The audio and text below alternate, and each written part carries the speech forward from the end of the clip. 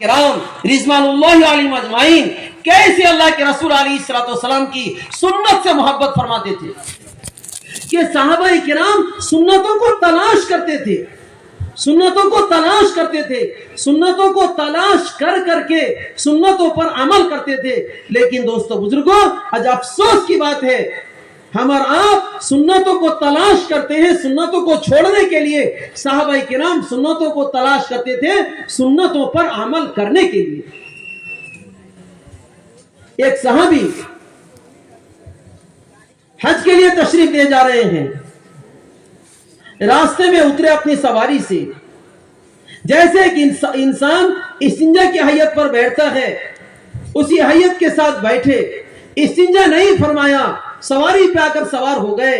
ساتھیوں نے پوچھا کہ حضرت آپ استنجا کی حیت پر بیٹھے لیکن آپ نے استنجا نہیں کیا، آپ کے اترنے کی وجہ کیا تھی؟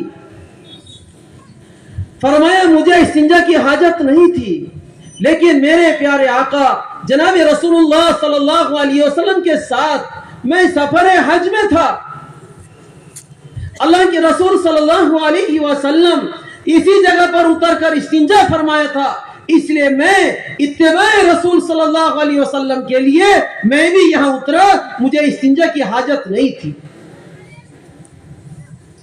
کیسے سنت کا اہتمام! صحابہ سنت پر عمل کرنے کے لیے دنیا کی ساری چیز چھوڑ جائے لیکن سنت چھوڑ جائے، ایسا نہیں ہو سکتا تھا۔ ایک صحابی دسترخوان میں کھانا کھانے کے لیے بیٹھے تو ان کے ہاتھ سے ایک لقمہ گر گیا، شاہی دسترخوان پہ کھانا کھا رہے ہیں، ان کے ہاتھ سے ایک لقمہ گر گیا، وہ صحابی اس لقمہ کو اٹھا کر صاف کر کے کھانے لگے۔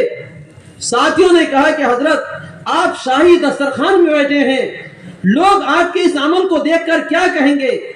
اللہ اکبر! عجیب و غریب جواب دیا، فرمائے کہ اترکو سنت حبیبی لہؤلاء الحمقاء، کیا میں ان بیوقوفوں کی وجہ سے پیارے آقا جناب رسول اللہ صلی اللہ علیہ وسلم کی سنت کو چھوڑ دوں؟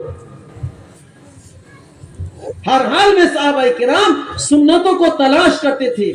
آج ہماری اور آپ کی حالت یہ ہو گئی، علماء کرام سے معلوم کرتے اور پوچھتے ہیں کہ حضرت یہ بتائیے یہ سنت ہے یا یہ فرض ہے واجب ہے؟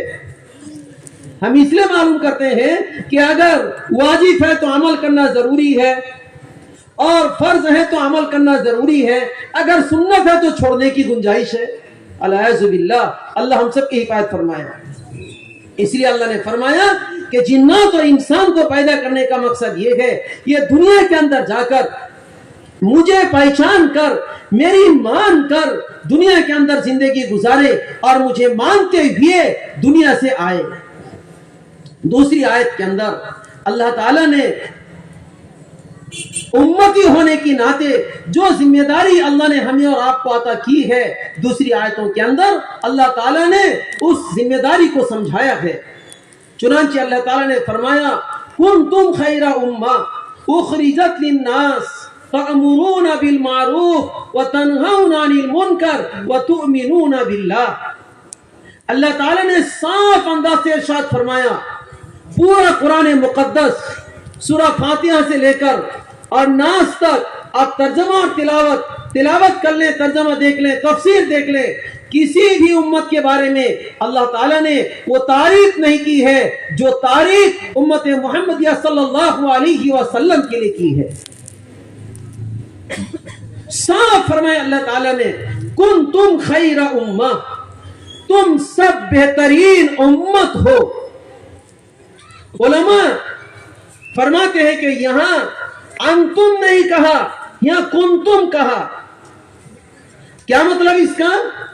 کہ اس کے پیچھے کچھ کام ہے، کچھ ذمہ داری ہے، جس ذمہ داری کی وجہ سے اگر تم ذمہ داری پوری کرو گے تو تم خیر امت بن جاؤ گے، اگر تم اس ذمہ داری کو چھوڑ کر زندگی گزارو گے تو تم خیر امت ہو ہی نہیں سکتے۔ حضرت عمر رضی اللہ تعالی نے فرمایا اس آیت کے اندر اس امت کی جو ذمہ داری بیان کی گئی ہے، اس امت میں پیدا ہونے والا جو بھی فرد اس ذمہ داری کو پورا کرے گا، ذمہ داری کے مطابق زندگی گزارے گا، اپنے آپ کو چلائے گا، اس محنت پہ اپنے آپ کو ڈالے گا، اس محنت کو اپنا اوڑھنا بچھونا بنائے گا، تو پھر وہ اس خیر امت کی فضیلت کے اندر داخل ہوگا۔ کیا فرمایا اللہ تعالیٰ نے؟ کنتم خیر امہ اخرجت للناس، کہ تم سب بہترین امت ہو، اخرجت للناس۔ مفسرین تفسیر کرتے وقت فرماتے ہیں اخرجت للناس، یہ لام انتفاع ہے، یعنی اخرجت لانتفاع الناس، کہ تم کو دنیا کے اندر بھیجا گیا ہے، تم یہ امت تم بھیجی گئی ہو، تم دوسرے کو فائدہ پہنچاؤ گی، اس لیے اس امت کو اللہ نے پیدا فرمایا ہے، تمہارا کام دوسرے کو فائدہ پہنچانا ہے۔ پھر انسان یہ فائدہ اپنے اپنے اعتبار سے، اپنی اپنی عقل سے، اپنی اپنی سمجھ سے طے نہ کر لے، اللہ تعالی نے اس کو بھی واضح فرما دیا اور یہ بھی متعین کر دیا۔ آج ہم دنیاوی اعتبار سے مدد کرنے کو ہم یہ سمجھتے ہیں کہ دین کی مدد ہے۔ حضرت صاحب فرماتے ہیں کسی مسلمان کی مدد کرنا، کسی مسلمان کی مدد کرنا، یہ اس مسلمان کی مدد تو ہو سکتی ہے لیکن دین کی مدد نہیں ہو سکتی۔ جس مدد کے پیچھے اللہ کی نصرت، اللہ کی غیبی مدد چھپی ہوئی ہے، وہ دوستو بزرگوں اسلام کی مدد کرنا ہے۔ وہ مدد کیا ہے؟ اللہ نے فرمایا تَأْمُرُونَ بِالْمَعْرُوفِ وَتَنْهَوْنَ عَنِ الْمُنْكَرِ، کہ تمہاری ذمہ داری، تمہاری ڈیوٹی، تمہارا کام، تم کو دنیا میں پیدا کرنے کا مقصد، تم کو دنیا میں بھیجنے کا مقصد کہ تم لوگوں کو بھلائی کے طرف بلاؤ اور لوگوں کو برائی سے روکو، یہ ہے تمہارا مقصد حیات۔ اسی کو حضرت ابو ہریرہ رضی اللہ تعالی عنہ فرماتے ہیں، حضرت ابی مسعود نے فرمایا، کہتے ہیں ابو ہریرہ رضی اللہ تعالی عنہ جو امام المحدثین ہیں، کئی ہزار حدیث پاک نقل کیے ہیں، اور حدیث کی کتابوں کے مطالعہ کرنے سے یہ بات صاف نظر آتی ہے، ایک ایک صفحہ میں حضرت ابو ہریرہ رضی اللہ تعالی عنہ کی کئی حدیثیں مروی ہیں، کئی حدیثیں مروی ہیں۔ اتنا بڑا محدث، امام المحدثین، رئیس المحدثین فرماتے ہیں کہ تمہارا ایمان، آخر امت کا ایمان مکمل ہو ہی نہیں سکتا جب تک تم امر بالمعروف اور نہی عن المنکر نہ کرو۔ یہی وجہ تھی حضرت ابو ہریرہ رضی اللہ تعالی عنہ مسجد نبوی سے نکل کر مدینہ کے بازار میں جا کر لوگوں کو دعوت دے کر مسجد کے اندر جمع فرمایا کرتے تھے، یہی وجہ تھی۔ بلکہ امر بالمعروف نہی عن المنکر کی اور جو ہے اہمیت کو بیان کرنے کے لیے حضرت ابو ہریرہ رضی اللہ تعالی نے فرمایا کہ اگر لوگ منکرات کے ماحول سے نکلنا نہ چاہیں، منکرات کے ماحول سے نکلنا نہ چاہیں، تو ان کے گلے میں رسی ڈال کر انہیں منکرات کے ماحول سے نکال کر معروفات کے ماحول میں لے آؤ، اس کام کی اہمیت کو بیان کرنے کے لیے۔ چنانچہ اللہ تعالیٰ نے فرمایا تَأْمُرُونَ بِالْمَعْرُوفِ وَتَنْهَوْنَ عَنِ الْمُنْكَرِ، کہ تمہارا کام لوگوں کو اچھائی کی طرف بلانا اور تمہارا کام لوگوں کو برائی سے روکنا۔ آگے پھر اللہ تعالیٰ نے فرمایا وَتُؤْمِنُونَ بِاللَّهِ۔ مفسرین فرماتے ہیں کہ یہاں ایمان کو بعد میں کیوں بیان فرمایا؟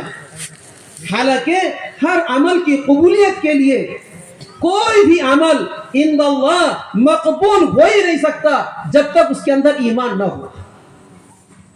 ایمان کے بغیر کوئی عمل اللہ کے قابل قبول نہیں۔ لیکن اللہ تعالیٰ نے یہاں پہلے عمل کو کیوں بیان کیا، پھر بعد میں ایمان کو کیوں بیان کیا؟ مفسرین فرماتے ہیں دو وجہ ہے۔ ایک وجہ یہ ہے کہ یہ امر بالمعروف نہی عن المنکر ایسی ایک فریضہ ہے کہ جو بھی انسان اس فریضہ کو انجام دے گا، اس کو اوڑھنا بچھونا بنائے گا، امر بالمعروف نہی عن المنکر کرے گا، تو اس امر بالمعروف نہی عن المنکر کی خاصیت یہ ہے کہ اس کے ایمان کے اندر اضافہ ہو کر ہی رہے گا۔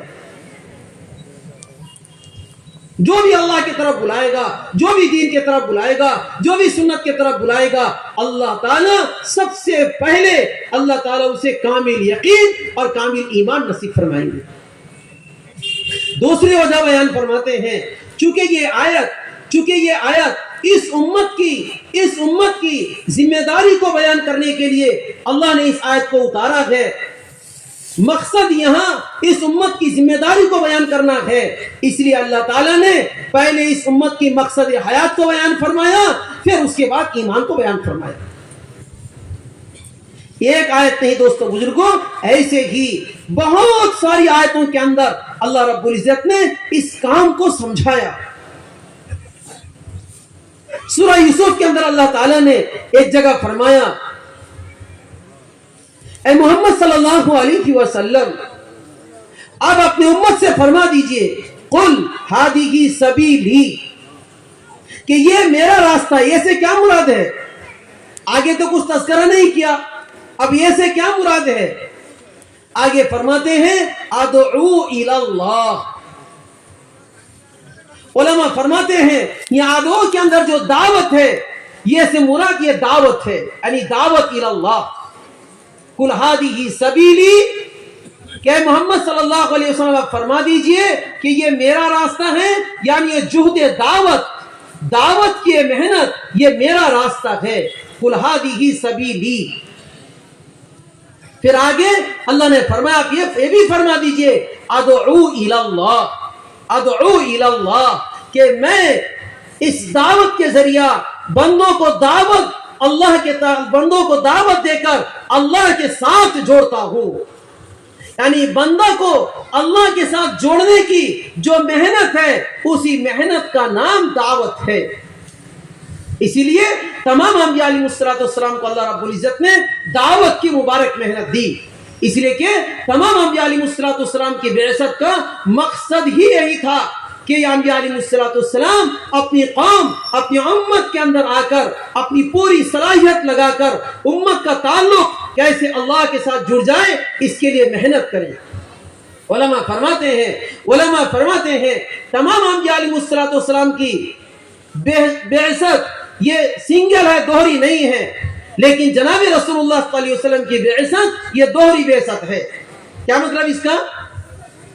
کہ جناب رسول اللہ صلی اللہ علیہ وسلم جو محنت لے کر دنیا کے اندر تشریف لائے تھے، یہ محنت اللہ تعالیٰ نے اس محنت کے اوپر اللہ کے رسول علیہ السلام نے صحابہ کو ڈالا، تو ڈائریکٹ اللہ کے رسول علیہ السلام نے براہ راست اللہ کے رسول علیہ السلام نے اپنی فکر پہ صحابہ کو کھڑا فرمایا۔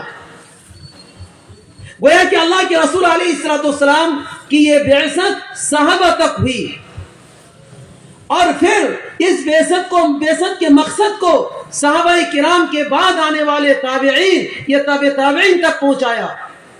تو گویا کہ اللہ کے رسول تو دنیا سے تشریف لے گئے، لیکن اللہ کے رسول صلی اللہ علیہ وسلم والا کام، اللہ کے رسول صلی اللہ علیہ وسلم والا فکر چونکہ صحابہ نے تابع کی طرف منتقل کیا، تو گویا کہ اللہ کے رسول علیہ السلام کی بعثت اپنے صحابہ کو چھوڑ کر بقیہ لوگوں تک جو ہے یعنی دوسری بعثت ہوئی۔ اسی کو علماء فرماتے ہیں آپ علیہ السلام کی بعثت دوہری بعثت ہے، ڈبل بعثت ہے۔ تو اس آیت کے اندر اللہ نے فرمایا ادعو الی اللہ، کہ میں اس دعوت کے ذریعہ بندوں کو اللہ کی طرف بلاتا ہوں، بندوں کو اللہ کے ساتھ جوڑتا ہوں۔ کیسے؟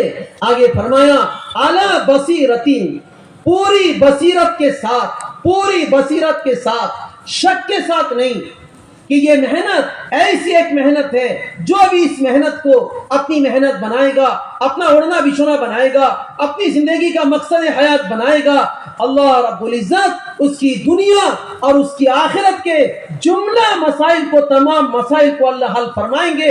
اس یقین کے ساتھ انبیاء علیہ السلام کام کرتے تھے اور محنت کرتے تھے۔ اعلیٰ بصیرتین، آگے بڑے عجیب و غریب انداز سے اللہ تعالیٰ نے فرمایا اے محمد صلی اللہ علیہ وسلم آپ یہ بھی فرما دیجئے انا ومن اتبعنی، انا ومن اتبعنی۔ آج بھائیو دوستو بزرگو، ہر ایمان والا ہر ایمان والا جناب رسول اللہ صلی اللہ علیہ وسلم کی محبت کا دم بھرتا ہے. ہر ایمان والا آپ صلی اللہ علیہ وسلم کے لیے اپنی جان نچھاور کرنے کے لیے تیار رہتا ہے.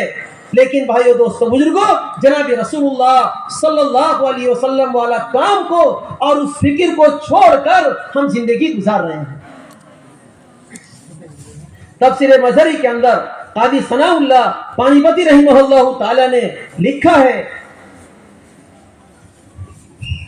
کہ اگر کوئی انسان یہ دعویٰ کرے کہ مجھے اللہ کے رسول صلی اللہ علیہ وسلم سے محبت ہے، میرے دل کے اندر جناب رسول اللہ صلی اللہ علیہ وسلم کے لیے جگہ ہے، میں اللہ کے رسول صلی اللہ علیہ وسلم سے دل سے محبت کرتا ہوں.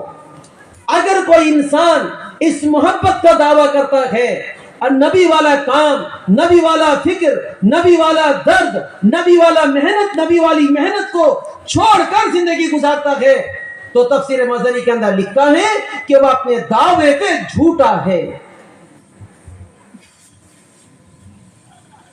ہماری اللہ کے رسول علیہ السلام کی محبت کی پہچان یہ ہے، جس محنت کے لیے جناب رسول اللہ صلی اللہ علیہ وسلم نے پوری زندگی تڑپے ہیں، جس محنت کے لیے اللہ کے رسول صلی اللہ علیہ وسلم نے انت تک کوشش کی ہے، اپنی پوری زندگی کو کیوں نچھاور کر دیا ہے، تو ہماری محبت کی پہچان یہ ہوگی دوستو بزرگوں، ہم اور آپ بھی اس محنت کو اپنا اوڑھنا بچھونا بنائیں، اس محنت کو اپنا مقصد حیات بنائیں، اس محنت کے لیے اپنی جان مال کو لگانے والے بنائیں، اپنی جان مال کو ہم لگائیں اس محنت کے لیے. صحابہ کرام کی زندگی اٹھا کر دیکھیں کہ صحابہ فرمایا کہ عرض کیا کرتے تھے، یا رسول اللہ ہم اللہ کے تیروں میں سے ایک تیر ہیں، ہمیں جہاں بھی آپ ڈال دیں، ہمیں جہاں بھی بھیج دیں، اگر ہمیں سمندر میں چھلانگ لگانے کے لیے کہیں ہم سمندر پہ کود جائیں گے، دین کے خاطر اگر پہاڑ سے چھلانگ لگانے کے لیے کہیں ہم پہاڑ سے چھلانگ لگا دیں گے، آپ جو بھی ہمیں حکم کریں، ہم اللہ کے تیروں میں سے ایک تیر ہیں، ہمیں جہاں بھی بھیج دیں ہم وہاں چلے جائیں گے، ہم کبھی انکار نہیں کریں گے. دل چاہے تو بھی جائیں گے، دل نہ چاہے تو بھی کریں گے. ہر حال میں صحابہ کرام دین کی محنت کے لیے اپنے آپ کو لگاتے تھے اور تھکاتے تھے. حضرت معاذ رضی اللہ تعالی عنہ اللہ کے رسول علیہ السلام نے یمن بھیجا. جب روانہ فرما رہے تھے اللہ کے رسول صلی اللہ علیہ وسلم حضرت معاذ رضی اللہ تعالی عنہ کے ساتھ چلنے لگے اور آخر میں فرمائے کہ اے معاذ جب تم واپس آؤ گے تو مجھ سے تمہاری ملاقات نہیں ہوگی، تم میری قبر کے پاس سے گزرو گے. اس بات کو سننے کے ساتھ ساتھ مشکا شریف کی روایت ہے حضرت معاذ رضی اللہ تعالی عنہ ہچکیاں لے لے کے روئے ہیں. اللہ کے رسول صلی اللہ علیہ وسلم بار بار حضرت معاذ اللہ کے رسول علیہ السلام کے چہرہ مبارک کی طرف دیکھ رہے ہیں اور آنسو بہا رہے ہیں، ہچکیاں لے کے رو رہے ہیں. اللہ کے رسول علیہ السلام چہرہ دوسری طرف پھیر لیا. حضرت معاذ رضی اللہ تعالی عنہ روتے ہوئے دین کی محنت میں چلے گئے. یہ نہیں عرض کیا اللہ کے رسول ابھی تو ہمیں مدینہ میں رہنے دیں، آپ کی خدمت میں ہمیں رہنے دیں، جب آپ دنیا سے تشریف لے جائیں گے تب ہم دین کی محنت کے لیے چلے جائیں گے. نہیں، صحابہ نے سمجھا تھا ہر حال میں دین کے لیے خروج، دین کے لیے اللہ کے راستے میں نکلنا، اعلاء کلمت اللہ کے لیے جو اپنی صلاحیت کو لگانا، اللہ کے راستے میں لگانا، اپنے علاقے کو چھوڑنا ضروری ہے. اس لیے دوستو بزرگوں ہر صحابی اس بات کو اچھی طرح سمجھتے تھے اور اس کے لیے اپنے تمام چیزوں کو قربان کر کے راہ خدا میں نکلتے تھے. حضرت معاذ رضی اللہ تعالی عنہ چلے گئے، لمبا زمانے کے لیے روانہ ہو گئے اور واقع ایسا ہی ہوا. جب حضرت معاذ رضی اللہ تعالی عنہ واپس آئے، دیکھا اللہ کے رسول صلی اللہ علیہ وسلم دنیا سے تشریف لے جا چکے ہیں اور قبر کے پاس سے روتے ہوئے حضرت معاذ رضی اللہ تعالی عنہ واپس آئے. قبر اطہر کے پاس بیٹھ کے زارو قطار رو رہے ہیں، لیکن اللہ کے راستے کا خروج کو نہیں چھوڑا. اللہ کے راستے میں نکلنا اپنے ایمان و اعمال کے لیے، اپنے ایمان و اعمال کی حفاظت کے لیے اللہ کے راستے میں نکلنا اتنا ضروری ہے، اتنا ضروری ہے۔ اللہ کے رسول علیہ الصلوۃ والسلام نے آخری وصیت کی، انفذوا جیش اسامہ۔ اللہ کے رسول علیہ الصلوۃ والسلام دنیا سے تشریف لے جانے سے پہلے ایک جماعت بنایا تھا، اس جماعت کے اندر حضرت اسامہ رضی اللہ تعالی عنہ کو امیر بنایا تھا۔ اللہ کے رسول صلی اللہ علیہ وسلم بیمار ہو گئے، حضرت اسامہ رضی اللہ تعالی عنہ کی جماعت مدینے سے باہر نکل کر تھوڑی دوری پر جا کر ٹھہر گئی۔ جب انہیں خبر ملی کہ اللہ کے رسول صلی اللہ علیہ وسلم دنیا سے تشریف لے جا چکے ہیں، اسامہ کی جماعت رضی اللہ تعالی عنہ کی جماعت واپس آئی۔ تجہیز و تکفین کے بعد اب مشورہ ہونے لگا، چونکہ اس جماعت کے اندر کبار صحابہ کو اللہ کے رسول علیہ الصلوۃ والسلام نے جوڑا تھا، بڑے بڑے صحابہ کو جوڑا تھا۔ اس جماعت کے اندر حضرت عمر فاروق رضی اللہ تعالی عنہ کو بھی اللہ کے رسول علیہ الصلوۃ والسلام نے طے فرمایا تھا۔ اب مشورہ ہونے لگا کہ اب یہ جماعت، اس جماعت کا کیا کیا جائے۔ اللہ کے رسول علیہ الصلوۃ والسلام دنیا سے تشریف لے گئے، ارتداد کا دہانہ کھل چکا ہے اور دشمنان اسلام مدینہ کی طرف حملہ کرنے کے لیے آ رہے ہیں۔ بعض ایمان والے بڑے بڑے احکام چھوڑنے کے لیے تیار ہو گئے۔ اب اس حالت پر کیا کیا جائے؟ مشورہ ہونے لگا۔ صحابہ کرام نے، دیگر صحابہ کرام نے عرض کیا، حضرت ابوبکر رضی اللہ تعالی عنہ سے، امیر المومنین سے عرض کیا، امیر المومنین اس وقت حالت سنگین ہے، اس جماعت کو اللہ کے راستے پہ آپ نہ بھیجیں، اسامہ کی جماعت کو روک دیں۔ اللہ اکبر۔ سب سے زیادہ منشاء رسول کو پہچاننے والے حضرت ابوبکر صدیق رضی اللہ تعالی عنہ تھے، سب سے زیادہ منشاء کو پہچاننے والے۔ انہوں نے فرمایا، سنو، اسامہ کی جماعت راہ خدا پہ روانہ ہو کر ہی رہے گی۔ ابوبکر اس جماعت کو روک نہیں سکتا، جس جماعت کو اللہ کے رسول صلی اللہ علیہ وسلم نے تشکیل دی ہے، اس جماعت کو ابوبکر روک نہیں سکتا۔ اور سنو، اگر اس جماعت کے روانہ کرنے کی وجہ سے مدینہ خالی ہو جائے، دشمنان اسلام مدینہ پر حملہ کر دیں، ازواج مطہرات کی حفاظت کے لیے کوئی نہ رہے اور دشمنان اسلام ازواج مطہرات کو شہید کر دیں اور ان کو دفنانے والا کفنانے والا کوئی نہ رہے، اور ان کی ناسوں کو جو ہے یہ کتے اگر اسے لے کر اگر مدینہ میں گھسیٹتے پھریں، یہ تو ابوبکر کو برداشت ہے، لیکن اسامہ کی جماعت کو روکنے کے لیے ابوبکر تیار نہیں۔ جماعت کو روانہ فرما دیا اور خود 150 افراد کی جماعت لے کر مدینہ سے نکل گئے۔ کہیں فجر کی نماز، کہیں ظہر کی نماز، کہیں عصر کی نماز، کہیں مغرب کی نماز، ایسے ہی پڑھتے ہی آگے نکلتے چلے گئے۔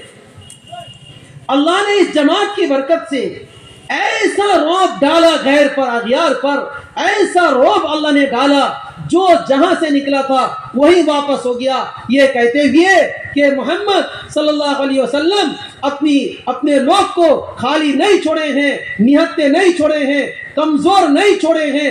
اتنی ساری جماعتیں جو ہے روانہ ہو چکی ہیں، حالانکہ حضرت ابوبکر کی اور حضرت اسامہ کی دو ہی جماعت صرف روانہ ہوئی تھی۔ حضرت عمر رضی اللہ تعالی عنہ فرماتے تھے، حضرت ابوبکر کو اللہ جزائے خیر دے، اگر ابوبکر رضی اللہ تعالی عنہ اسامہ کی جماعت کو اگر روانہ نہ کرتے تو مدینہ آگ کی بھٹی بن جاتی۔ ہاں، اس لیے بھائی دوستو بزرگوں، اللہ کے راستے پہ جو اپنی جان مال لے کر نکلنا یہ قرآنی حکم ہے، قرآنی حکم ہے۔ صاف اللہ نے 28واں پارہ کے اندر سورہ صف کے اندر فرمایا، یا ایھا الذین آمنوا هل ادلکم علی تجارہ تنجیکم من عذاب علیم تؤمنون باللہ ورسولہ وتجاہدون فی سبیل اللہ باموالکم وانفسکم ذالکم خیر لکم ان کنتم تعلمون الی آخر سورہ۔ اس جو ہے سورہ سب کی اس آخری رکوع کے اندر اللہ تعالی نے پوری دعوت کو سمجھایا، رائے خدا کی خروج کو سمجھایا۔ اللہ تعالیٰ فرماتے ہیں اے ایمان والے، کیسے پیارے انداز سے اللہ تعالیٰ فرما رہے ہیں، اے ایمان والے هل ادلکم علی تجارہ، کیا میں تم کو ایک تجارت کی بات تم سے نہ کہوں؟ چونکہ ہماری طبیعت فائدے کی طرف چلتی ہے، اس لیے اللہ تعالیٰ نے اس تجارت کو سمجھانے سے پہلے اس تجارت کے فائدے کو بیان فرمایا۔ چنانچہ اللہ نے فرمایا تنجیکم من عذاب علیم، کہ یہ تجارت، جس تجارت کا مشورہ، جس تجارت کے بارے میں کہہ رہا ہوں، یہ تجارت جو ہے دردناک عذاب سے بچائے گی۔